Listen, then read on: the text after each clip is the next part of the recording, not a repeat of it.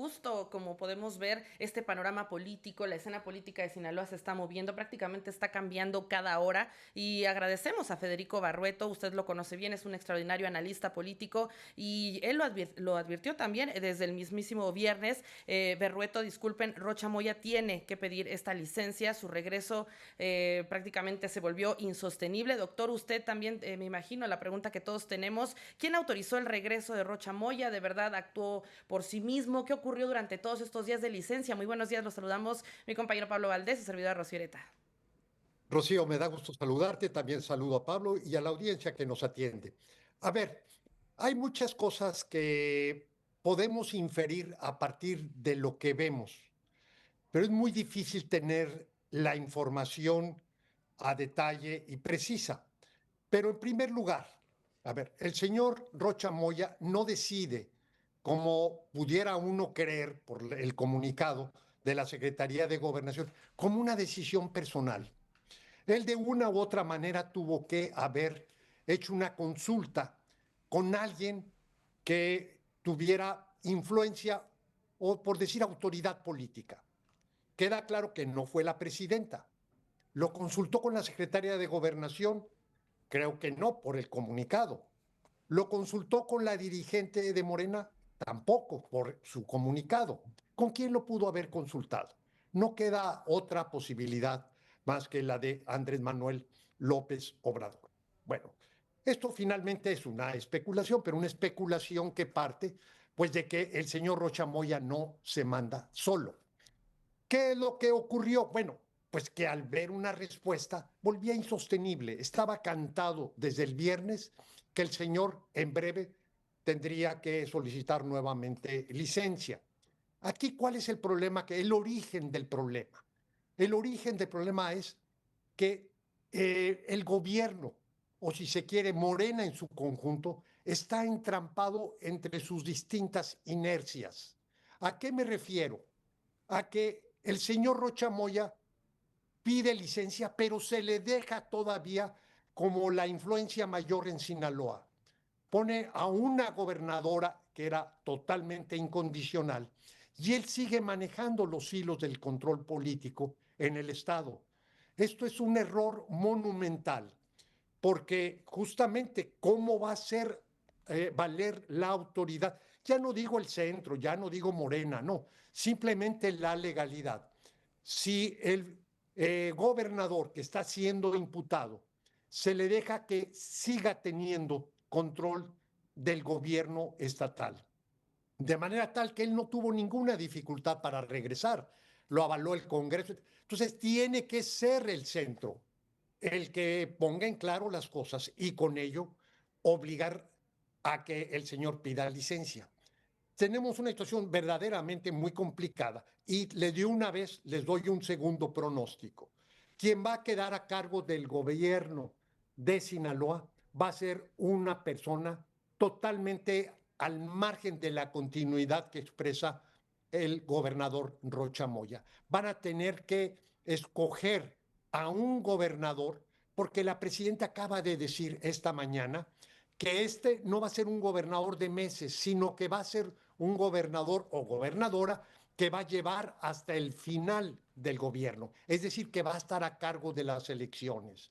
Y las elecciones requieren, pues no de un personaje que exprese la parcialidad. Entonces aquí lo que puedo yo anticipar es que va a ser una persona externa. ¿Por qué se tuvo que suspender la Ujú. sesión de hoy? Porque tiene que generarse consenso. Y el consenso tiene que darse en un Congreso que en su mayoría es claramente afín a Rocha Moya. Entonces, seguramente va a venir la operación política. Pero aquí hago una observación que no es menor. Así como tiene que haber un gobernador o gobernadora que asegure la legalidad y la imparcialidad en el proceso de selección del candidato de Morena, también algo va a tener que hacer la presidenta al interior de su gabinete, concretamente en la Secretaría de Gobernación.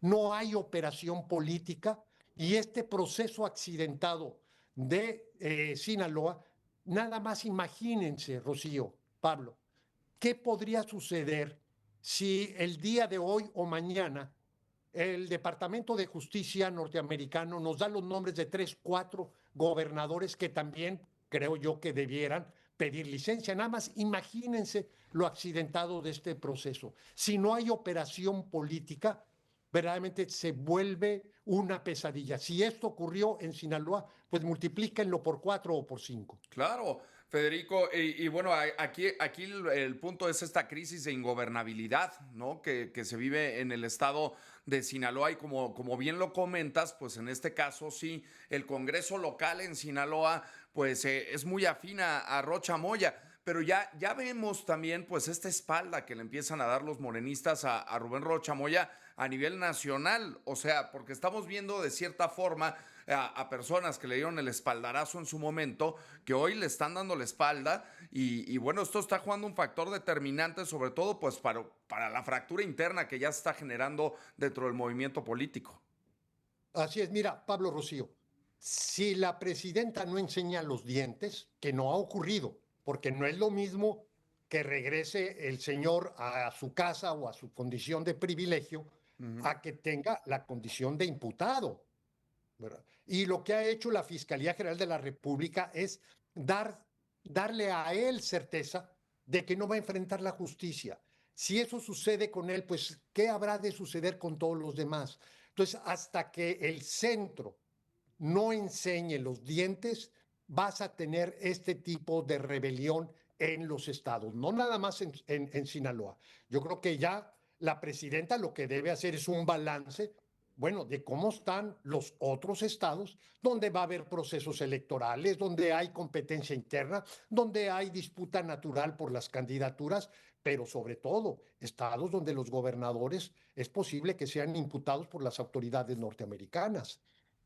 Federico, también me gustaría preguntarle esta ruptura pública, digamos, aparente entre el movimiento y el propio Rocha Moya, obedece también un poco, o bueno, en mucha medida a este escenario preelectoral, o por qué se ve tanto este cambio en los días de licencia. Prácticamente se tenía de cierta forma un respaldo, incluso esta exigencia de pruebas. ¿Qué es lo que ocurrió también al interior del movimiento en estos días que Rocha estuvo fuera?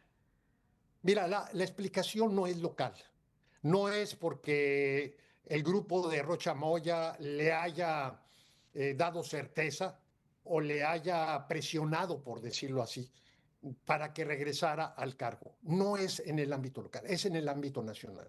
Y aquí lo que creo es, y nuevamente es una hipótesis, es especulación, es que el presidente o expresidente López Obrador, al ver, por un lado, el retiro de visa de su hijo, por otro lado, la DEA haciendo un reconocimiento a García Harfuch, que no es del todo de las preferencias del presidente López Obrador, pero sobre todo que lo hace la DEA y lo hace un director de la DEA que tiene una línea claramente hostil al expresidente López Obrador.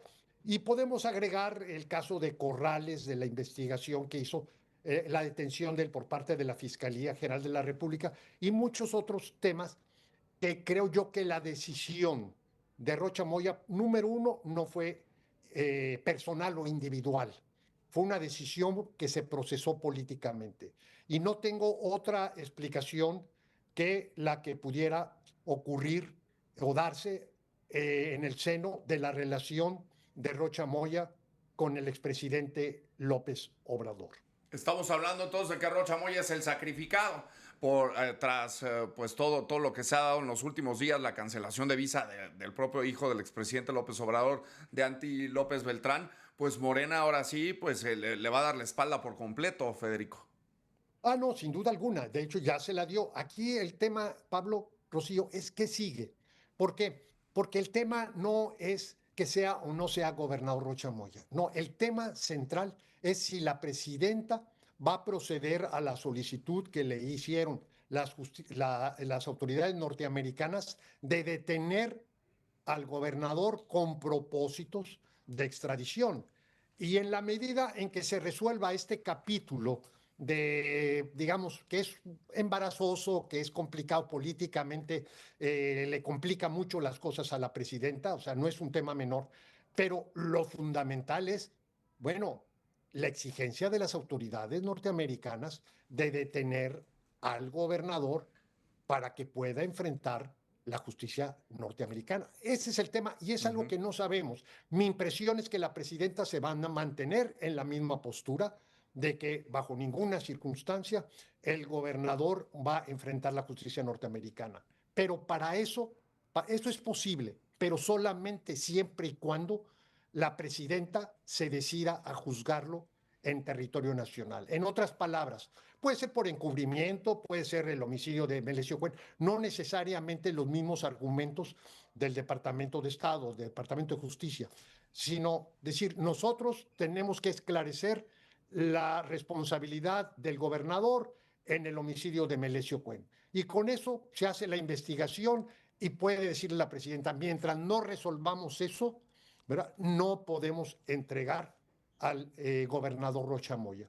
Pero si la presidenta no hace nada, como ha sucedido hasta ahora, si la Fiscalía General de la República no hace nada, entonces deja muy, muy expuesto el argumento del gobierno que hasta ahora se ha presentado, el de denme pruebas, denme pruebas. Exacto. Y Federico, bueno, acá en este punto, hablar sobre este tema que ha sonado mucho también en el caso de Sinaloa, sobre este tema de la desaparición de poderes en el mismo estado, ante esta crisis de ingobernabilidad, ante esta crisis de seguridad que se vive en el estado de Sinaloa. Desde tu perspectiva, ¿existen estos elementos jurídicos, estos elementos políticos para que pues el Senado pueda declarar esta desaparición de poderes, o se va a mantener el costo político para el estado de Sinaloa? Mira, eso debió haber ocurrido desde hace tiempo. El problema es que hasta ahora, hasta este fin de semana, la postura de toda la nomenclatura de Morena era de apoyo a Rocha Moya. Entonces se veía imposible que transitara en el Senado una iniciativa de desaparición de poderes. Ahora tenemos otra situación. Sin embargo, no se olviden de una cosa, que Nacho Mier, que es el coordinador de los senadores, incluso en esta crisis mantuvo una postura muy afín al gobernador Rocha Moya. No creo que Nacho Mier se indiscipline o se rebele, no. Lo que digo es que no es fácil procesar la desaparición de poderes en el Senado porque es de las dos cámaras donde Rocha Moya tiene mayor presencia, o más que Rocha Moya, esta idea de que desaparecer poderes en medio de un proceso electoral es inconveniente para Morena y por lo mismo mejor vayámonos por la sombrita. Federico, para ir cerrando este tema también, ¿qué le espera a Sinaloa? Bien lo indicaba el perfil, probablemente o lo más probable, el pronóstico es que sea también alguien alineado a Rocha Moya. En ese sentido, ¿qué es lo que le esperaría también en materia de seguridad, violencia, es decir, todas estas problemáticas que han estado azotando a esta entidad? Sí, mira, primero que todo, creo que desde hace tiempo, y no nada más para Sinaloa, pero sobre todo en Sinaloa, tenemos un mal diagnóstico sobre las razones de la violencia. Las razones de la violencia van más allá de la connivencia entre la política y el crimen. El creer que aprendiendo y eliminando a todos, digo, eliminando cuanto que se sometan a la acción de la justicia, a las partes involucradas en el narcotráfico se van a resolver las cosas. No es así por una razón. Hay un nivel de complicidad social, sobre todo en Sinaloa, entre el crimen y, bueno, todo lo que es la economía, lo que es la religión, lo que es la universidad, ya lo vimos en el caso de Melesio Cuen. Entonces, es una situación que verdaderamente va a llevar mucho tiempo. Tiene que ser una iniciativa que involucre a todos y tiene que hacerse más allá de una visión estrictamente partidaria. Así que la solución sobre la violencia y la criminalidad en Sinaloa, yo la vería, primero, necesita haber alternancia. Segundo, quien llegue debe contar con el apoyo del gobierno nacional para poder enfrentar. Pero no solamente eso, debe tener un liderazgo social para desarticular todas estas complicidades que se dan incluso a nivel micro, a nivel de los pequeños negocios, a nivel de la vida cotidiana de muchas personas en el estado de Sinaloa. Lo cierto es que actualmente tenemos una situación sumamente grave que tiene que enfrentarse o cuando menos contenerse. Y para ello, bueno, creo que sí hay una estrategia, pero insisto, esto llevaría mucho tiempo y necesariamente involucra corresponsabilidad y participación social. Muchísimas gracias, Federico Berrueto, por este análisis, por ayudarnos a entender todo lo que está ocurriendo, esta convulsión del panorama político allá en Sinaloa y, por supuesto, abrir este espacio nuevamente para un futuro análisis que así lo requiera. Le agradecemos muchísimo este tiempo para el espacio. Gracias, Federico. Rocío, Pablo, muchas gracias, muchas gracias.